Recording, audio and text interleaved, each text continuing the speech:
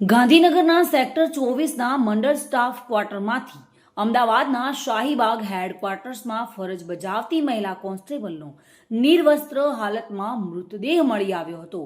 આ કેસમાં પોલીસે આરોપીની ધરપકડ કરી છે. અગાઉ પોલીસે ટેકનિકલ સર્વેલન્સના આધારે એક અમરેલીના શંકાસ્પદ શખ્સને રાઉન્ડ અપ કરી પૂછપરછ શરૂ કરી હતી. જોકે શંકાસ્પદ શખ્સ મહિલા કોન્સ્ટેબલના ઘરે આવ્યો હોવાના પુરાવા મળતા પોલીસે ઉઠાવી લઈ ઇન્ટ્રોગેશન શરૂ કર્યું હતું. મહિલા પોલીસકર્મીનું મોઢું દબાવીને હત્યાને અંજામ આપવામાં આવ્યાનું પ્રાથમિક તપાસમાં સામે આવ્યું છે. આ સાથે જ મહિલા કોન્સ્ટેબલના મોબાઈલમાંથી એક નંબર પણ મળી આવ્યો છે, જે બંધ આવી રહ્યો છે. પોલીસે હાલમાં પ્રેમ પ્રકરણના એંગલ પર તપાસ ચલાવી છે.